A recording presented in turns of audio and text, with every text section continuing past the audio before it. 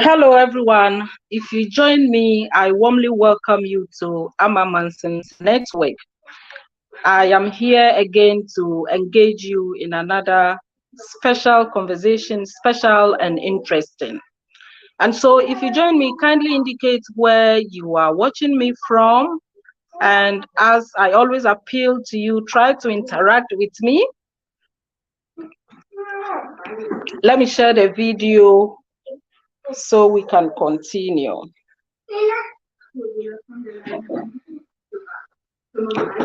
Oh, my internet. Rena, Marouche, yeah?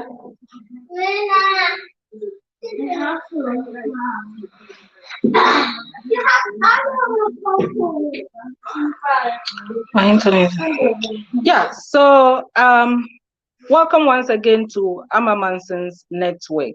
I want us to have a look at some myths and facts about disabilities. I believe now, if you see me in here, you anticipate what I'll be talking about, even though it's not going to be always about disability. But I just want to take this opportunity to do some sensitization here on this platform. You will be surprised. Ella, Marouche, was ist los?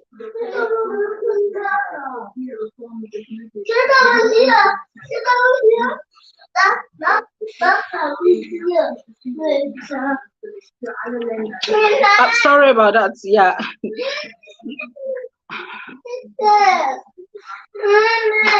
Rena, stop. Setz dich dahin. Ella, was ist los? Komm mal hier.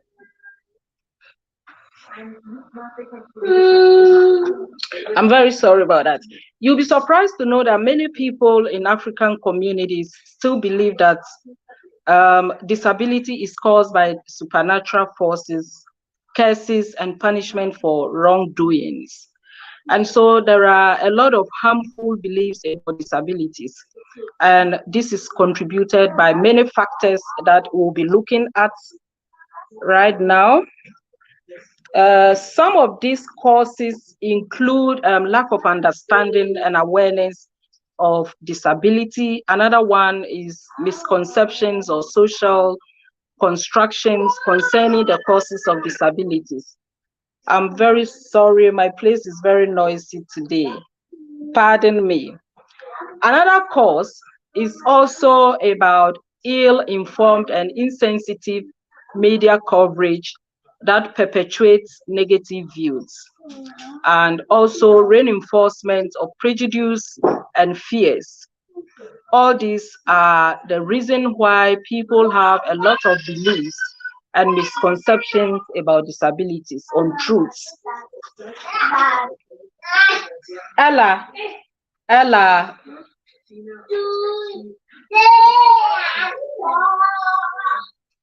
Marouche, Christabel, bleib da.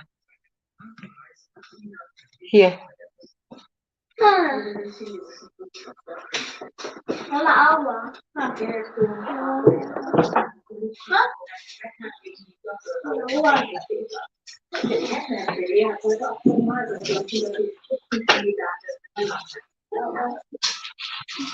Here. Dieter Sean. Okay, so because of these beliefs that we have about the misconceptions, okay, ich bin gleich fertig, okay?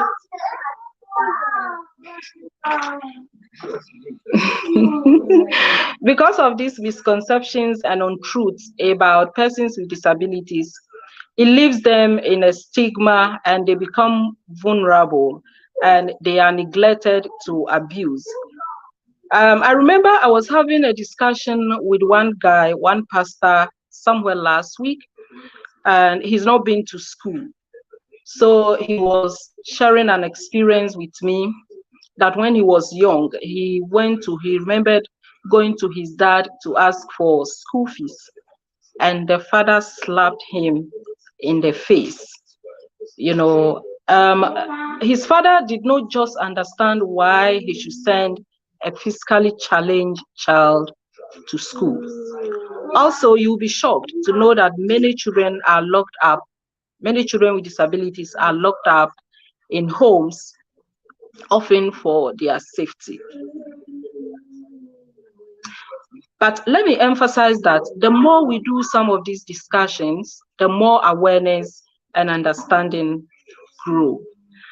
But also, I believe that medical explanations for disability are beginning to emerge, with increasing number of families seeking medical advice for their children instead of consulting witch doctors. But that also reminds me of something. I was watching a video last week, somewhere, I think on Facebook. And there was this woman, she was carrying her child. The baby has cerebral palsy. And this woman was giving a testimony. I think she's a member of one of these prayer groups on social media, a popular one. So the woman was giving a testimony about how, since she started praying with this prayer group, the child is beginning to speak. The child also has a bad skin, and she's beginning to heal and stuff like that. I was like, wow. You know, it's not as if I don't believe in miracles, but you see, I was just thinking that some of these things need therapy. Why won't they send the baby to go do therapy instead of, you know, praying? And, you know, some of these pastors, they also like to force people to come and give testimonies, even when you don't experience any healing. It happens to me all the time. Sometimes when I'm going on the street, somebody will run, even here, somebody will run after me and ask, do you believe that if we pray with you, you'll be able to walk, you are going to be healed and stuff like this? And sometimes I go quiet. I don't know whether I should say yes or no. You know, as I'm saying, it's not as if I don't believe in miracles. But some of these things, I just wonder how, you know. Ella. Hmm? Visto ao.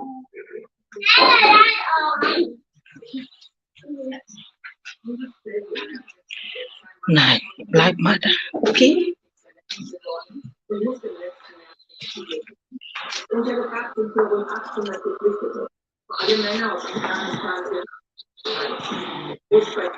Bitte schön.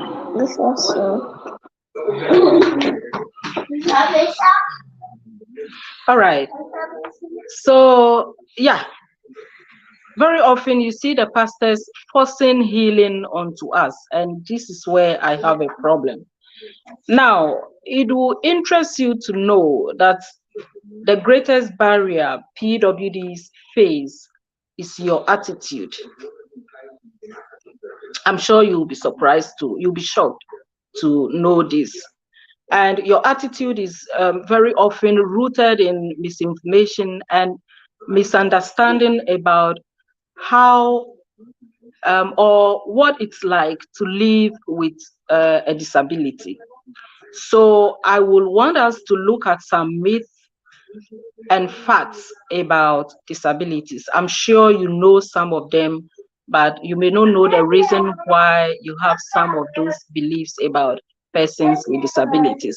To begin with, myth number one, I'm not actually exhausting the list. There may be other ones that I may not be speaking about here. If you know about any myth, perceptions, or untruths, please indicate them in the comment section. Also, indicate to me where you are watching me from. So we move on. Myth number one: most people think that nothing can be done by individuals to remove barriers or eliminate barriers that persons with disabilities are confronted with.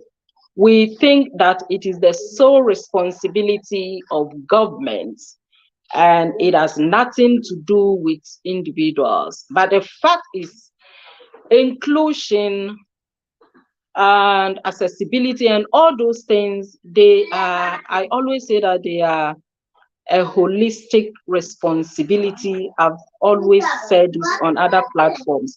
Everyone can actually contribute to change. I'll be explaining to you how. Most people will be wondering how, but I will come and explain that to you when I'm about wrapping up.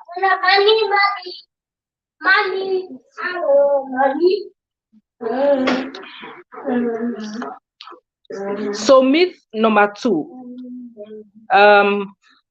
most people also think that, or they believe that persons with disabilities cannot have sexual relationships. Facts. But the fact is, anyone can have sexual relationship by adapting to sexual activity. And so PWDs can have children naturally. Most of them that we know have children. But the thing is, what we must know is that PWDs are sexual, they are sexual beings. I tried sharing the video by my internet. Let me check if the internet is okay right now, so I can share it too. Yeah.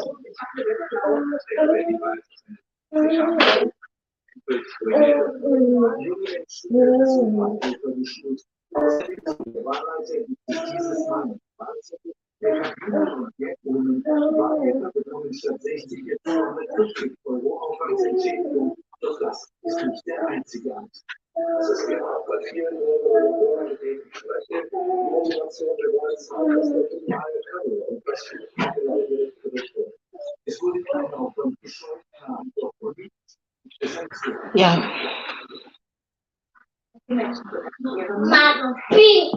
Bisin Liza, yeah, bitte. Bisin Liza.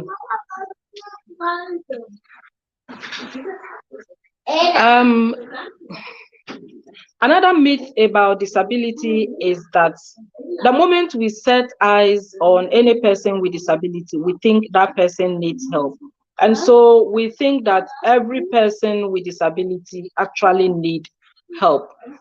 But the fact is, many persons with disabilities, many PWDs are independent and they are capable of giving help also.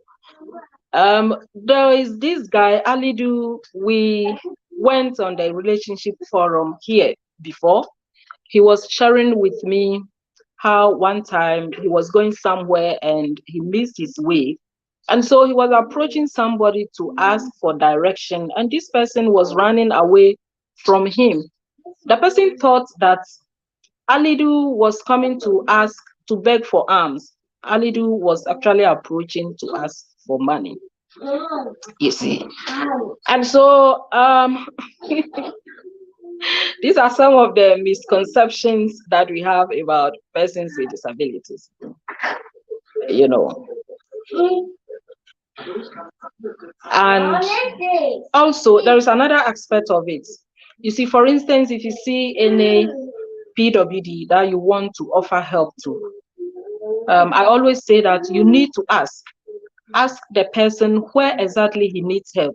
For instance, very often, if I am getting on the bus and you want to help me, you may be creating a very difficult situation for me.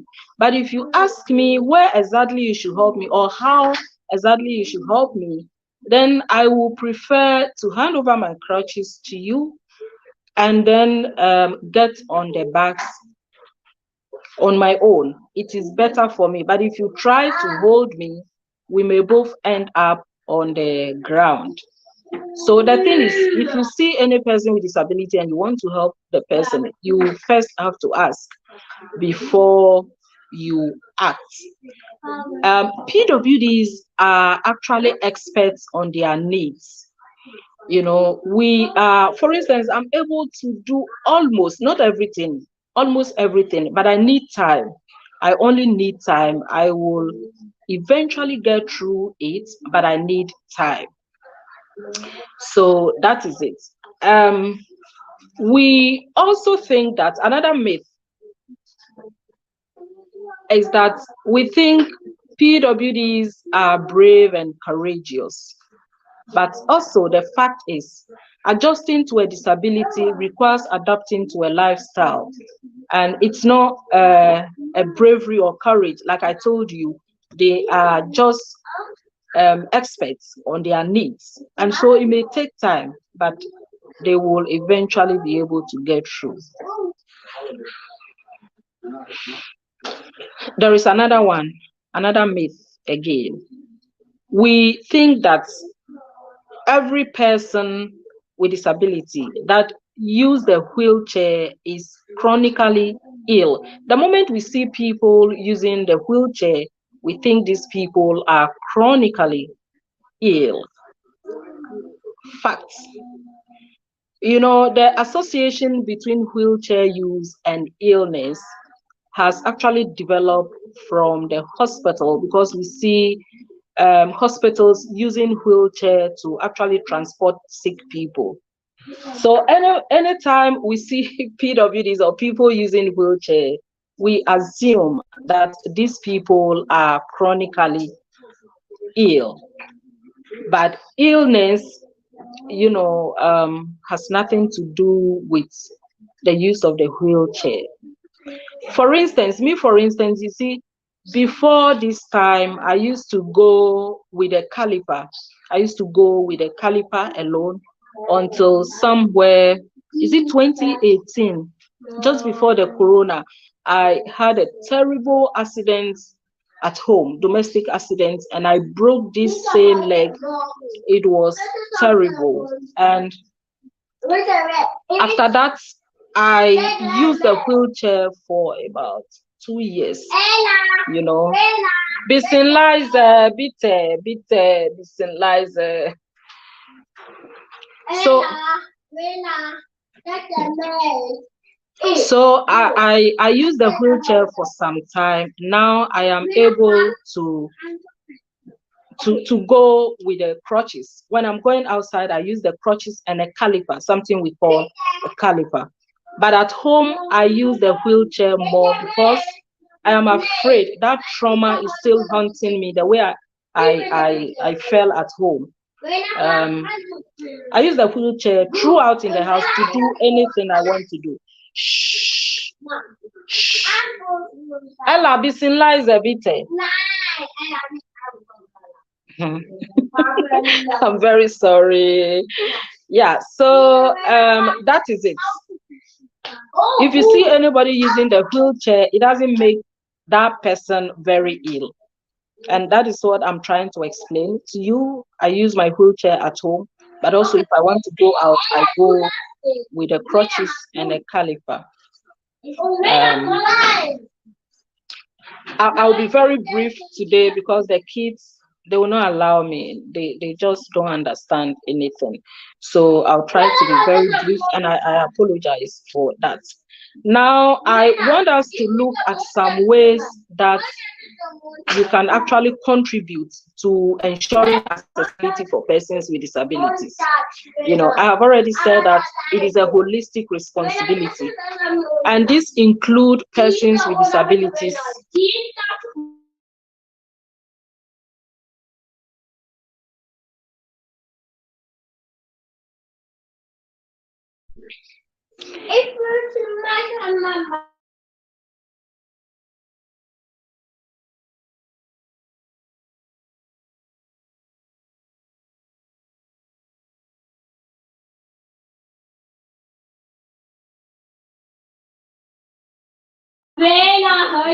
Yeah, so I'm saying that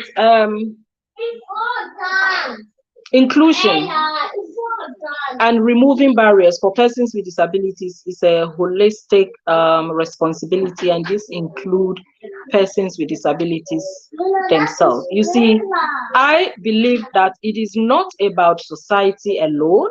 PWDs must also work on their mindsets.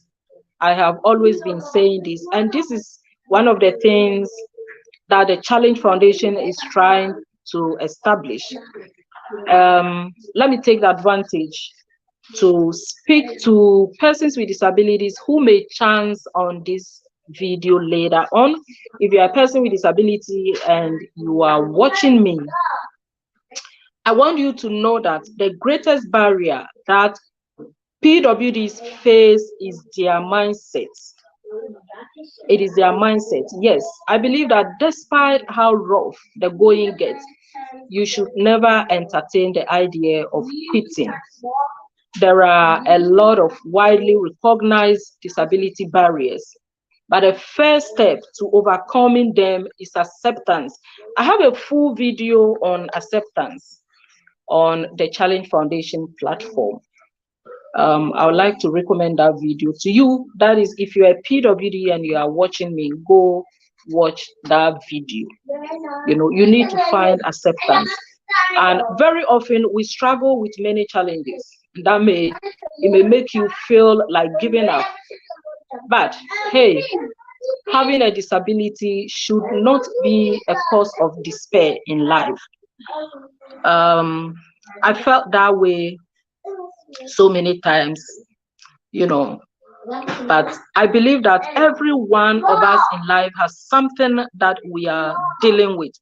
Every one of us in life has something that we are struggling with. Even non-disabled persons, they also undergo trying times. I believe that. So look, the truth is no one has it easy in life. We are all struggling with something. We all have something that we are actually dealing with. With that said and done, I was just trying to speak to PWDs now. But having that said, you cannot let barriers around you limit your life. You cannot allow those barriers limit you. You need to be agentic, like my coach has always been saying. You have to stop. It's about time we stop the blame game and take charge of our life. Some of us feel entitled. That's bad. Nobody owes you anything. Even with your disability, it is possible to overcome all other odds. People have been able to overcome odds, and to succeed in life. It is not easy, though, that I know. I must acknowledge that fact. It's not easy, but it is also possible that you overcome all odds if you become agentic, like my coach has been saying. If you're a PWD and you are watching me, I want you to share this video across the various disability platforms. And I want you also to follow this network. There's a lot here that you can learn, and move on. Yeah. So it is better to stay positive and find a way around your obstacles, if not totally overcoming them.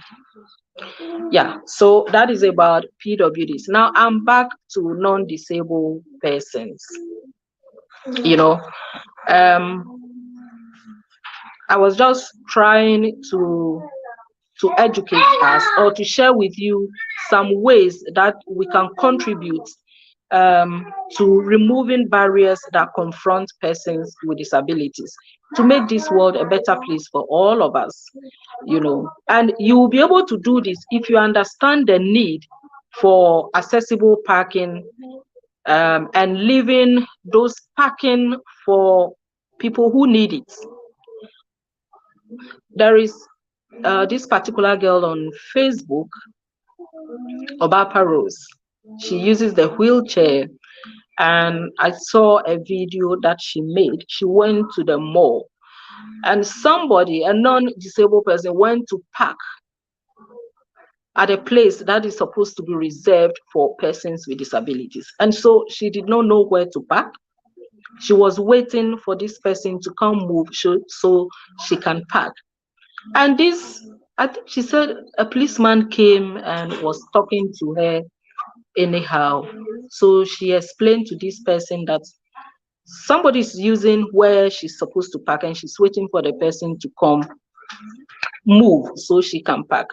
But this person didn't understand. We do this thing a lot where we come from. You see, in Germany, I have a card that identifies me as a person with disability. And this card performs two functions. One of them is that I can use the card to pick the train and the bus to any part of Germany for free. Also, if I go anywhere and there is a queue, upon showing that card, that identity card that identifies me as a PWD, I'm not supposed to join the queue. I'll be attended to. But you see, even with that card, I have a personal care, and they come to help me once in a while with a car. Anytime we go to a place with that card, I'm not able to park. We are not able to park at a place that is reserved for persons with disabilities. And this is because in Germany, if you have that card, if you want to, what allows you to park at a place that is reserved for PWDs is also another thing. You need to, how will I say it? To apply for it. You need to apply for it, and then they will give it to you. But I don't drive, so I don't have that one. And so even with the other disability card that I have, if somebody comes to help me with a car, we are not allowed to park there. You are able to park there only when you have this other card that I'm talking about. So you see, but where I come from, people can just park at places that are supposed to be reserved for persons with disabilities. Another way that you can assist in removing barriers that confront persons with disabilities is by encouraging participation of PWDs in community activities by using accessible meeting and event places. Most of us, if we want to organize events, you know, we don't put persons with disabilities in mind. We use places that are not accessible to persons with disabilities. Let me give you a specific example.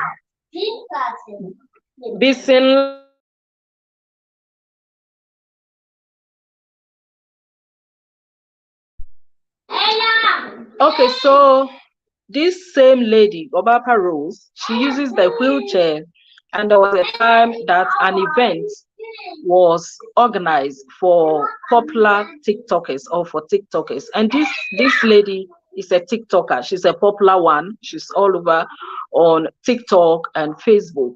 And so she decided to go there and chill.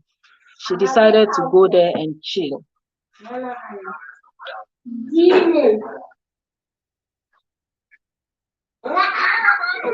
Yeah, this lady went there only to realize that the event has been organized upstairs. There was no way, there was no lift, there was no ramp, there was no way she could be able to go there. She was disappointed and she came back home. I also saw her sharing that experience on Facebook. That is very pathetic. And so anytime you are organizing an event or something, I've been saying that anytime you are doing something, whether you are providing a service or you are producing a product or something, kindly put PWDs at the back of your mind, because they are part of society, and it's likely they are going to patronize some of those services. Yeah. We can all advocate for barrier-free environment for persons with disabilities. Another thing is, you can also speak up when negative words and phrases are used against or about PWDs. I was sharing an experience with you. Somebody, a blogger, used she made a denigrating statement about women with disabilities some time ago. And I told you, people launch an attack on her, even people who are non-PWDs, so you can also get involved in some advocacy activities like this. The final one, I'm going to be brief because these people, they will not allow me. They don't understand anything. We also have to accept PWDs as individuals that are capable of the same needs and feelings as ourselves, and we must be able to hide them. Those of you providing or those of you who own companies, organizations, if they come for jobs, you should be ready to offer them, provided they are capable.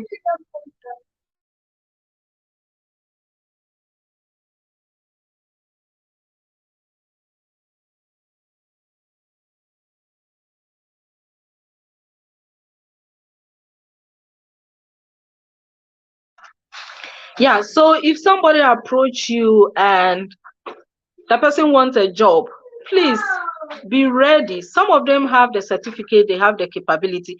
I will share an experience with you before I close. Be ready to offer them the job, provided they are capable of doing the job. Back home in Ghana, there was a time I went to, that was after my national service, I went to look for a job, and you will be surprised to know that this was a disability organization. I have already shared this experience on some other platform, and the manager on the interview panel was the manager of that organization, and bitte ruf mich nicht.